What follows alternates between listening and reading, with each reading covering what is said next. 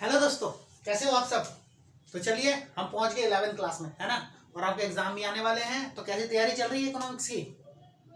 बढ़िया चल रही होगी, तभी तो एग्जाम दोगे ना। चलो बढ़िया रहो, स्वस्थ रहो। आइए हम स्टार्ट करते हैं आज इकोनॉमिक्स की क्लास। ठीक है, इकोनॉमिक्स बहुत ही इंटरेस्टिंग सब्जेक्ट होता है आपका, बहुत ही अच्छा सब्जेक्ट होता है। आप उसको थोड़ा सा अगर ध्यान से आप देखोगे, ध्यान से अगर आप उसको जो है थोड़ा सा भी फोकस अगर लेकर के आओगे, तो इकोनॉमिक्स पढ़ने में बड़ा ही मजा आता है आपको। ठीक है, तो आज हम आपके साथ जो है इकोनॉमिक्स लेकर के आए हैं, जो आप सेंट्रल टेंडेंसी जो आप पढ़ते हो आप, है ना। अब उसमें काफी प्रॉब्लम्स आती है। एक तरह का मैथ्स में भी आप पढ़ चुके हो, 9th क्लास में पढ़ चुके हो, 10th क्लास में पढ़ चुके हो, ठीक है ना। अब 11th क्लास में जिसने मैथ ले रखी होगी उसमें भी आप इसको पढ़ोगे, आप इसको जिसे स्टैट्स बोलते हैं, है ना। तो सेंट्रल टेंडेंसी, तो मतलब सेंट्रल टेंडेंसी होती क्या है, ठीक है। व्हाट इज सेंट्रल टेंडेंसी, हम क्यों सेंट्रल टेंडेंसी को जो है हम स्टडी करते हैं, क्यों स्टडी करना पड़ता है। Central tendency is the summary of major that, ठीक है। ये एक आपकी समरी है, किस चीज की समरी है, जो कि अटेम्प्ट करता है describe whole set of data with a single value, ठीक है। ये एक सिंगल वैल्यू पे जितने भी डाटाज होती हैं, ठीक है, वो सारे ही डाटा के बारे में जो है ये स्टडी करवाता है। That represented that the middle और सेंटर ऑफ एक डिस्ट्रीब्यूशन, ठीक है। इसको जो भी डिस्ट्रीब्यूशन करता है वो अपने मिडल में, सेंटर में, इट मीन्स कि उसके अंडर में, सेंट्रल टेंडेंसी के अंडर में सभी की सभी चीजें आ जाती है, ठीक है। चाहे वो एज फैक्टर हो या अदर देन कुछ भी हो आपका, ठीक है। सेंट्रल टेंडेंसी के अंदर जो है आप क्या क्या पढ़ने वाले हो, मीन पढ़ोगे, मोड पढ़ोगे और मीडियन पढ़ोगे, है ना।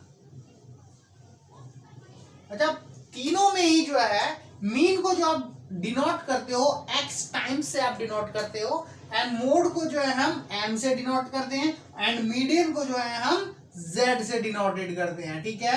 ये आपको पेपर में जो है आपको 1 मार्क्स में आपको पूछ भी सकता है कि डिनोटेड बाय एम, ठीक है। तो आप इसका जो आंसर इस तरह से आप लिख सकते हो, ठीक है।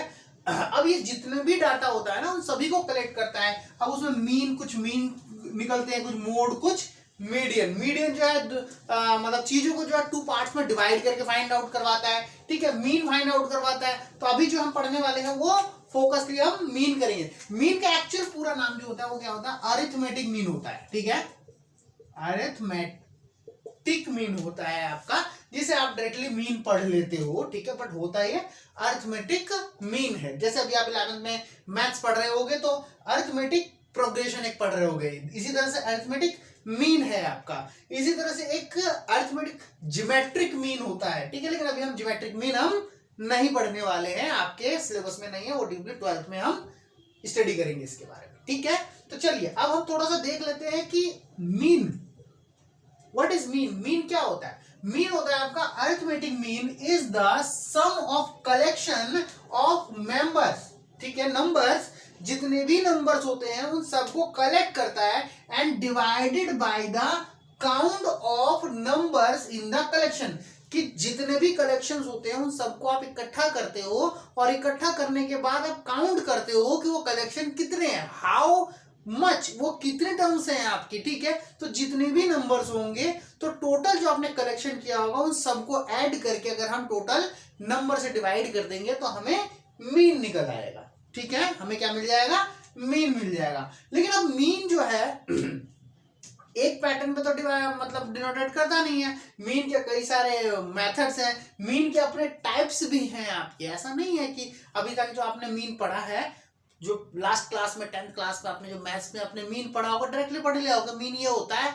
ऐसे ऐसे निकालना होता है। अब यहाँ पे हम उनके टाइप्स भी पढ़ेंगे, नेम भी पढ़ेंगे, और उनकी मेथड्स को भी रीड करेंगे, ठीक है। तो चलिए यहां तक तो समझ में आ गया होगा, ये तो एक नॉर्मल सा था आपका, ठीक है। अब हम बात करते हैं types of mean. Types of mean क्या होता है आपका, या फिर मीन जो है कितने टाइप्स के होते हैं आपके, ठीक है। 2 टाइप्स ऑफ मीन। मीन कितने टाइप्स के होते हैं, 2 टाइप्स ऑफ मीन। अब कौन कौन सा होता है आपका मीन का टाइप, आप बता सकते हो, पता होगा आपको, है ना। Mean, 2 types of mean. एक होता है आपका सिंपल मीन, एक होता है आपका सिंपल मीन होता है, ठीक है, सिंपल अर्थमेटिक मीन, पूरा नाम लिख लेते हैं, अर्थमेटिक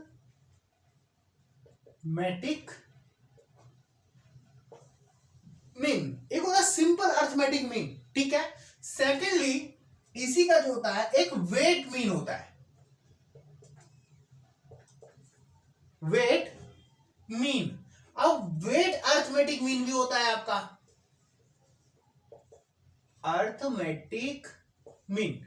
हम टू टाइप्स ऑफ मीन को भी स्टडी करेंगे, टाइप्स ऑफ मीन, ठीक है, types of arithmetic mean. So two types of arithmetic mean, ठीक है। तो इसमें जो आपका एक आ जाएगा सिंपल आ जाएगा और एक वेट अरिथमेटिक मीन आ जाएगा, ठीक है। वेट को अभी जो है हम बाद में स्टडी करते हैं, पहले हम सिंपल अरिथमेटिक मीन को हम एक बार पहले हम जान लेते हैं कि सिंपल अरिथमेटिक मीन क्या होता है, इनमें कौन कौन से टाइप्स होते हैं, किस किस टाइप्स के जो है आपके ये मीन होते हैं आपके, ठीक है। तो हम इनके मेथड्स पढ़ने वाले हैं सिंपल अरिथमेटिक मीन्स के, ठीक है। Methods of simple arithmetic mean, ठीक है। इसके जो है टाइप्स पढ़ने वाले हैं कि ये कितने टाइप्स के हैं, फर्स्ट, सेकंड एंड थर्ड, ये थ्री मेथड्स पढ़ेंगे हम। इसका 3 ही मेथड्स होते हैं। एक होता है आपका, आपने अगर स्टडी की है इकोनॉमिक्स की, आपने अगर जो है पढ़ा होगा सेंट्रल टेंडेंसी को, तो आपने एक इंडिविजुअल सीरीज आपने पढ़ी होगी, है ना, इंडिविजुअल सीरीज। अच्छा, अब इंडिविजुअल सीरीज में क्या होता है, कौन सी टर्म्स होती है इंडिविजुअल सीरीज में? जो इंडिविजुअल का मतलब क्या होता है, एक सिंगल टर्म या सिंगल पर्सन या सिंगल चीज या सिंगल थिंग, इस तरह की थॉट्स आते हैं ना हमारे माइंड में। तो इंडिविजुअल का मतलब होता है जिसमें आप सिर्फ और सिर्फ एक्स के बारे में पढ़ने वाले हो, ठीक है। इसी तरीके से जो है आपका सेकंड मेथड जो हम पढ़ेंगे वो डिस्क्रीट सीरीज पढ़ेंगे। कौन सा पढ़ेंगे? डिस्क्रीट सीरीज, ठीक है। अब डिस्क्रीट सीरीज में जो आप पढ़ोगे, एक्स तो पढ़ोगे, एक्स को तो रीड करोगे ही करोगे, लेकिन एक्स के साथ साथ आप फ्रीक्वेंसी के बारे में भी आप पढ़ोगे, है ना, फ्रीक्वेंसी, इट मींस एफ। हम इसमें एफ को भी रीड करेंगे। और थर्ड जो होगा आपका, वो कौन सा मेथड होगा आपका? Frequency distribution. ये क्या होगा? फ्रीक्वेंसी डिस्ट्रीब्यूशन, जिसमें आप एक्स भी पढ़ोगे, एफ भी पढ़ोगे, और इसके साथ साथ जो है सी आई, इसमें जो होगा इन्वॉल्व होगा सी आई और इन्वॉल्व हो जाएगा। और यहां पर एक्स को ही मिड वैल्यू यानी कि एम के नाम से हम जानेंगे हम इसको, ठीक है।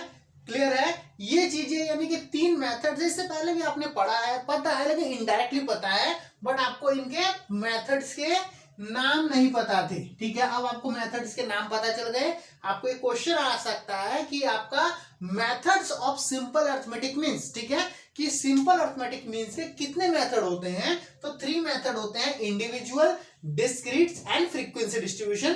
3 मेथड्स होते हैं आपके, ठीक है। अब इन तीनों मेथड में ही, ठीक है, इनको निकालने का भी पैटर्न होता है कि हम इसको जो है कैसे फाइंड आउट करेंगे, ठीक है ना, कि इसको फाइंड आउट करने का भी मेथड होगा। चलो, यहां तक आपने नोट कर लिया होगा, नोट कर ही रहे होंगे, समझ भी रहे होंगे। अब नोट करने का तो कुछ नहीं है, मेन समझना है इसको हमें, ठीक है। चलिए, तो इसको हम तो अब इसको जो है, इसकी वैल्यू, अब जब हम इसकी कैलकुलेशन करते हैं तो हमें कैलकुलेशन भी तो आनी चाहिए ना, कि हम कैलकुलेशन इसकी किस तरीके से करेंगे। कैलकुलेशन की भी जो फॉर्मूलेस पढ़ लेंगे हम डायरेक्टली जो है इनके फॉर्मूलेस पढ़ेंगे, ठीक है। फर्स्ट क्या था हमारा? इंडिविजुअल सीरीज, इंडिविजुअल सीरीज, है ना।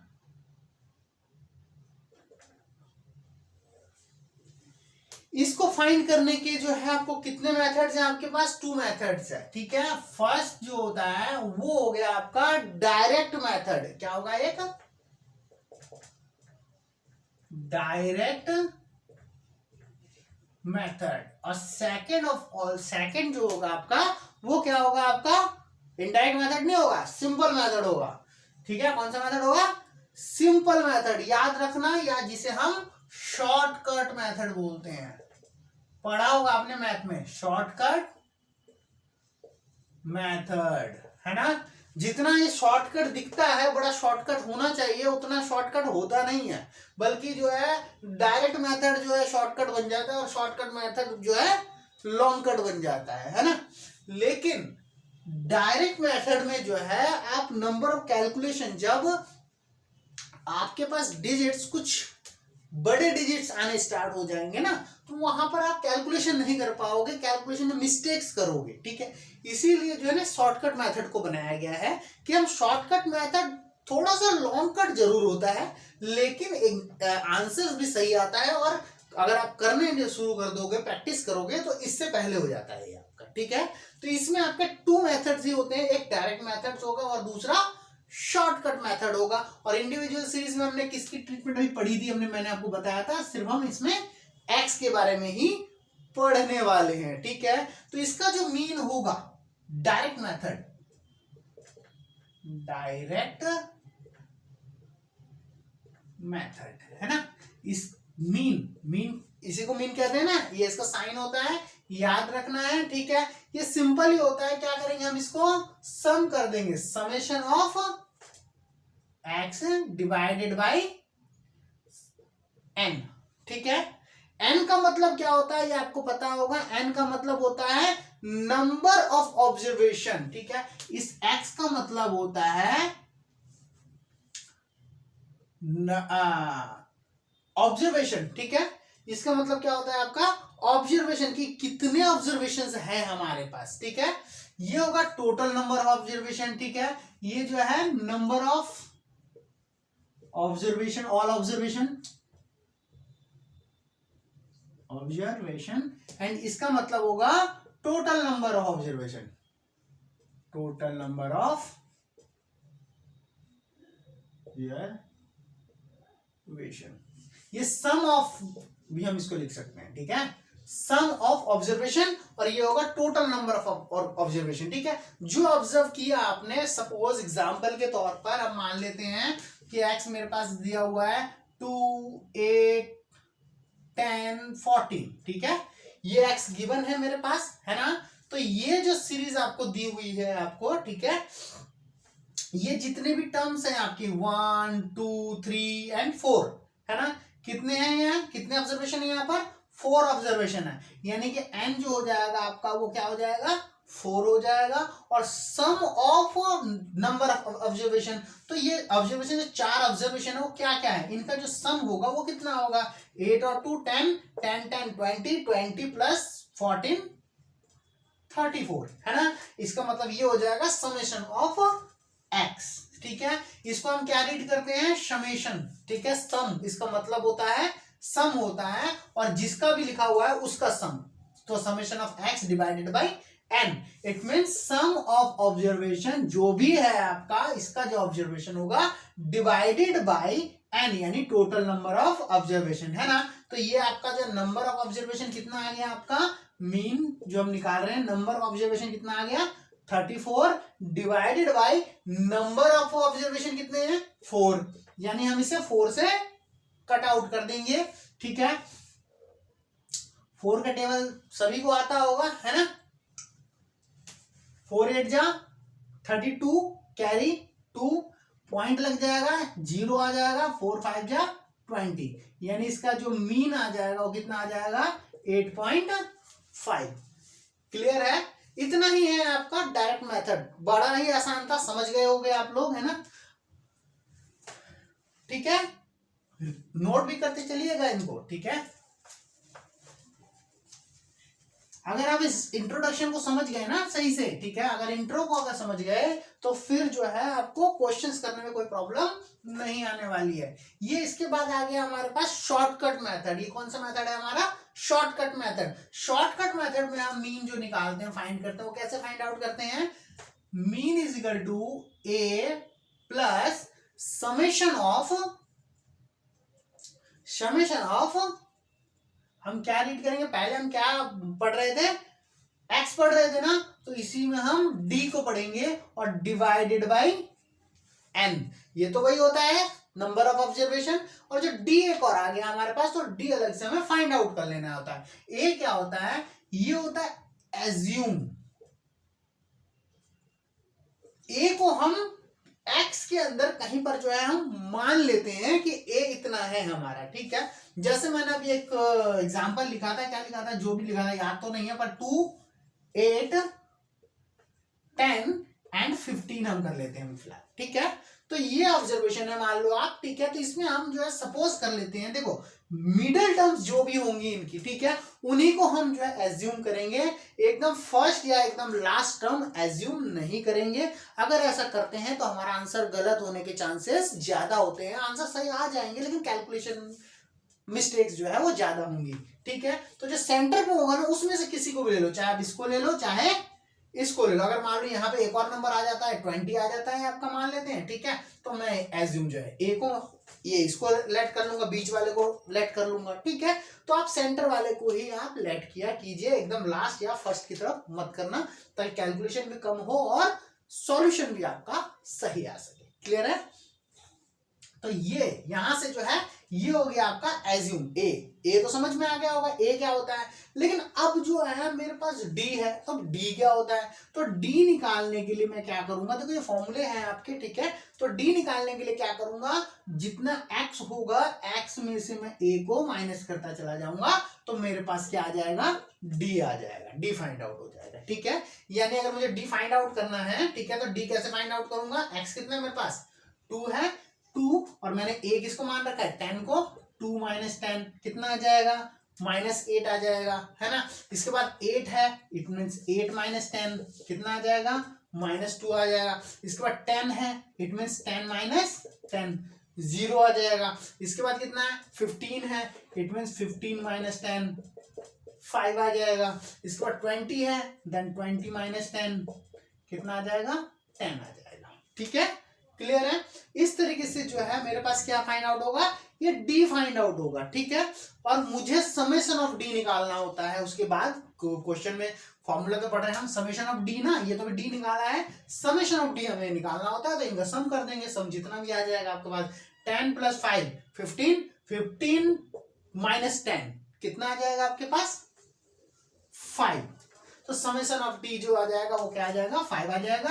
ए हमने 10 माना था, समेशन ऑफ डी जो है हमारा 5 आ गया।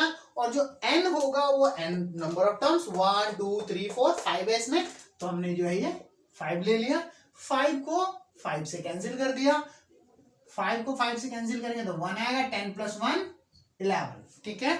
और हमेशा यहां से आपको कैंसिल करना है, चाहे आंसर पॉइंट में ही क्यों ना है। एलसीएम लेके सॉल्व नहीं करोगे आप, ठीक है। एलसीएम लोगे तो क्वेश्चन बड़ा हो जाएगा, तो बाद में करना वही पड़ता है। तो यहीं पर आप काट कर जो भी आएगा ऐड कर लोगे, ठीक है।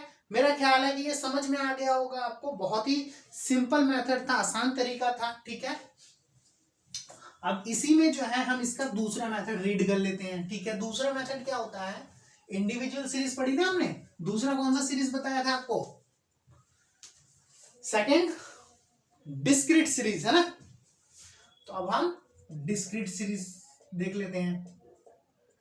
डिस्क्रीट सीरीज, डिस्क्रीट सीरीज में भी आपको यही 3 मेथड होते हैं, या दो मेथड तो होते ही हैं, और तीसरा मेथड और भी ऐड हो जाता है। फर्स्ट हमने क्या पढ़ा? Direct method. तो इसमें भी वही होता है, डायरेक्ट मेथड, ठीक है। इसमें भी जो आप मीन फाइंड आउट करोगे, वो कैसे फाइंड आउट करोगे मीन को? समेशन ऑफ, यहां पर जो है एफ और ऐड हो जाता है, इसमें एफ और आ जाता है, फ्रीक्वेंसी आ जाती है आपकी, ठीक है। एक्स के साथ साथ एफ भी गिवन होगा आपको, ठीक है। तो इसीलिए इसको जब आप पढ़ोगे तो इसको करोगे summation of F x, summation of x F x divided by summation of F. ठीक है, इस एफ का मतलब एन ही होता है आपका, या फ्रीक्वेंसी, यहाँ पर फ्रीक्वेंसी दी हुई है तो फ्रीक्वेंसी का सम हम देख लेंगे। ठीक है, एग्जाम्पल के तौर पर मान लो एक्स कुछ भी दे रखा है आपको, ठीक है, 2 8 10 12 इस तरह से कुछ भी दे रखा है।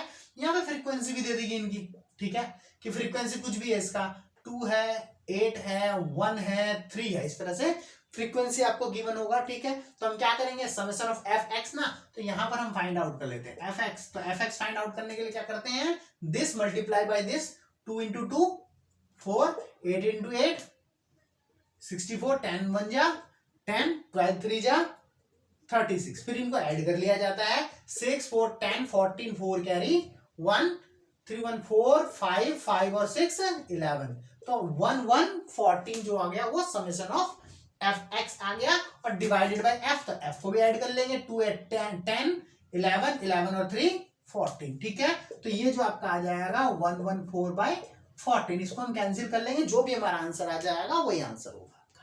क्लियर है, सिंपल था ना, आसान था, समझ में आ गया होगा आपको। इसी तरीके से देखो, इसको लिखा हुआ हम रहने देते हैं। ठीक है, अब इसका दूसरा मेथड, इसका दूसरा मेथड हमने क्या पढ़ा था, शॉर्टकट मेथड, है ना, शॉर्टकट मेथड।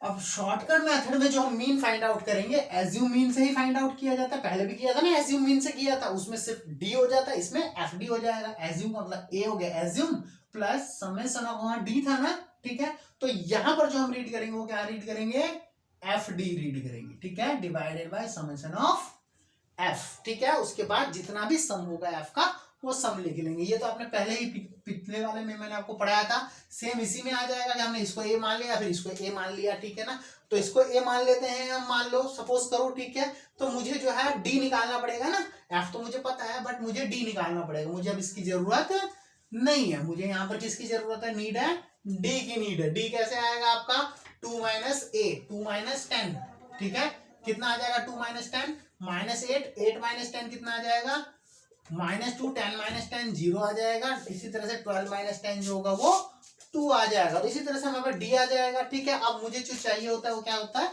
एफ और डी, यानी कि एफ और डी को मल्टीप्लाई करके लिख लेंगे। कितना मल्टीप्लाई करने में कितना आएगा, 8 2 जा 10 2 8 जा, सॉरी 8 2 जा 16 2 8 जा 16 0 2 3 जा 6, है ना। अब इसका सम की नीड होती है तो हम सम कर लेंगे, ये भी 16 है और 16 माइनस 6 कितना हो जाएगा, 10 हो जाएगा, माइनस का 10 बचेगा, -10 और -26 ये आ जाएगा आपके पास -26। तो यहाँ पर सेम यही लगा देंगे हम, ए कितना मेरे पास 10 है plus summation of F D कितना आ गया मेरे पास -26 बाई समेशन ऑफ एफ कितना है 14 है ना, तो ये हो जाएगा 10 प्लस माइनस -26 बाई 14। इसको इसे काट के जो भी आंसर आएगा उसको 10 में से माइनस कर देंगे, तो ये हमारा जो है फाइनल आंसर आ जाएगा मीन का।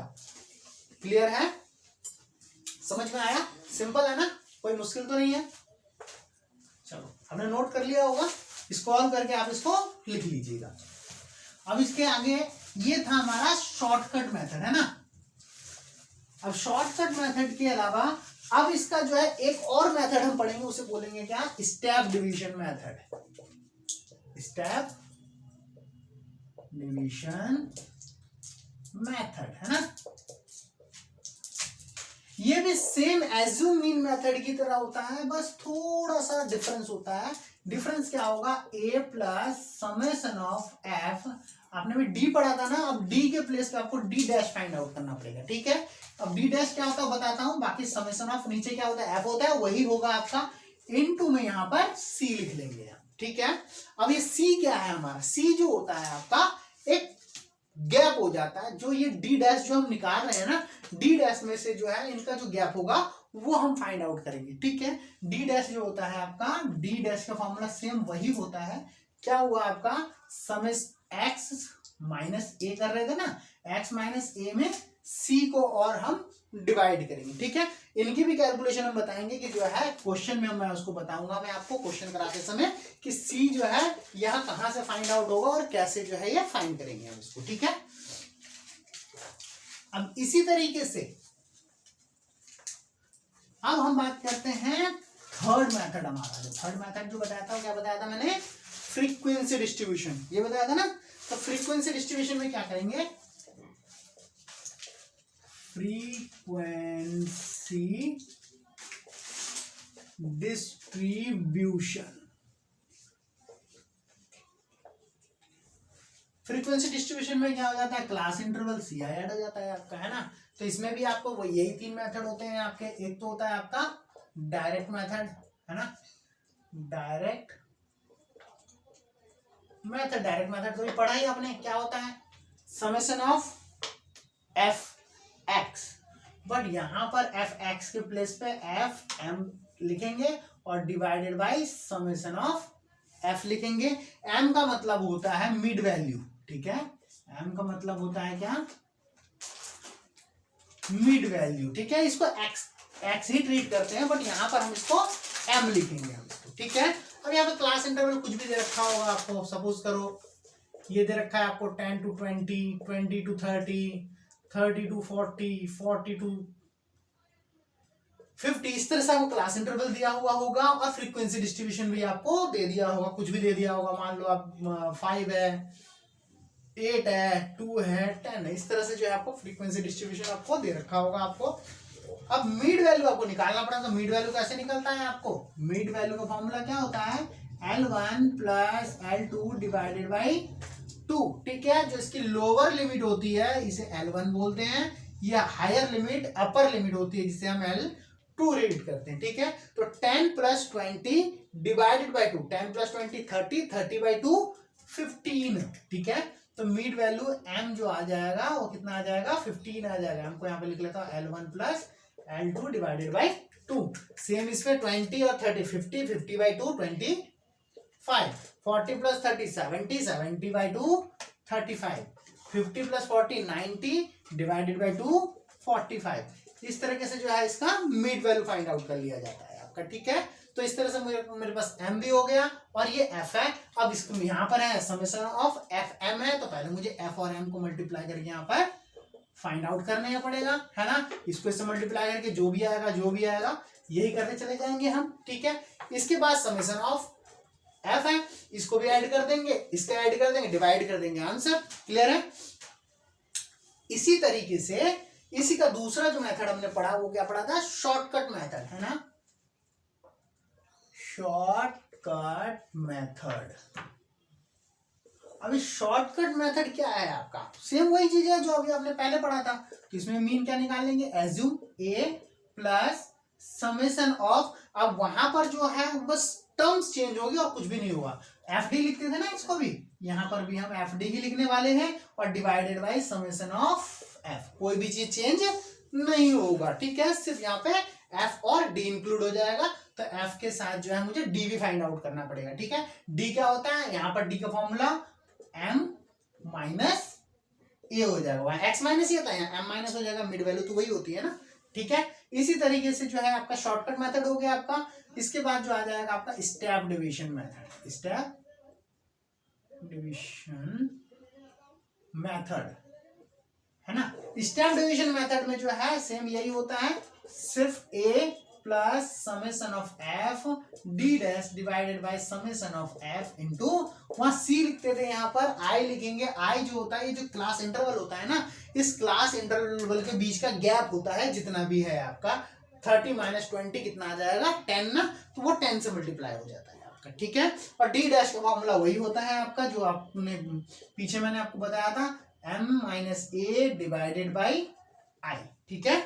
जितना भी आई होता है यहाँ पर आई को हम डिवाइड कर देते हैं, और आई जो होता है इन दोनों के बीच का गैप होता है। अगर आई का फॉर्मूले वाइज अगर हम रीड करें तो आई इजिकल टू जो हो जाएगा L2 माइनस L1, जितना भी होता है वही हमारा आई होता है, हाइट होता है आपका, ठीक है। क्लियर है, समझ में आया। तो हमने जो है इसके तीनों मेथड जो है अभी हमने रीड किया, ठीक है। इसी तरीके से जो है मीन, ठीक है। मीन में अब कुछ चीजें ऐसी आ जाती हैं, जैसे कैलकुलेशन हम कैसे करेंगे, ठीक है। कैलकुलेशन हम कंबाइंड मीन आ जाएगा, ठीक है। इसी तरह से जो हाँ सेकंड जो रहा हमने रीड किया था वो क्या किया था, वेट मीन, है ना, ये तो समझ में आ गया।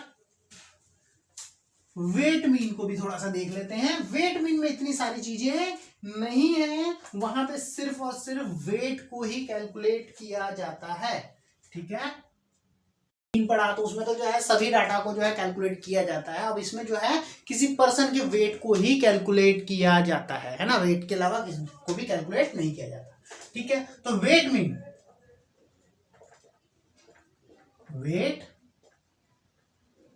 ठीक है, तो इसका मीन निकालेंगे। वेट मीन का जो शॉर्टकट में जो है हम इसको बोलते हैं, जो मीन होता है वही मीन होता है, और डब्ल्यू लगा दिया जाता है साथ वेट के लिए। ठीक है, फॉर्मूला क्या होगा, summation of W x divided by summation of W. ठीक है, डब्ल्यू एज एफ की तरह जो है ट्रीट होता है आपका। ठीक है, तो इसका यही एक फॉर्मूला होता है, इसके अलावा इसमें कोई मेथड नहीं होता कि अलग अलग मेथड हमें लगाना पड़े। ठीक है, ये आपका जो है 1 मार्क्स में फॉर्मूला, या इसी के बेस पे एक छोटा सा क्वेश्चन आपको 1 या 2 मार्क्स में आपको पूछ सकता है, इससे ज्यादा नहीं। ठीक है, अब इसी में जो है कई सारे का, अब जो है कुछ करेक्शंस हैं हमारे। ठीक है, हमने मीन को जो है ना गलत फाइंड आउट कर लिया है, नंबर गलत लिख दिया है, कहीं पे मुझे 8 ऐड करना था, 8 की जगह 16 कर दिया, 14 कर दिया, कुछ और कर दिया। ठीक है, तो हम इसकी भी कैलकुलेशन को हम ट्रीट करेंगे, कैलकुलेशन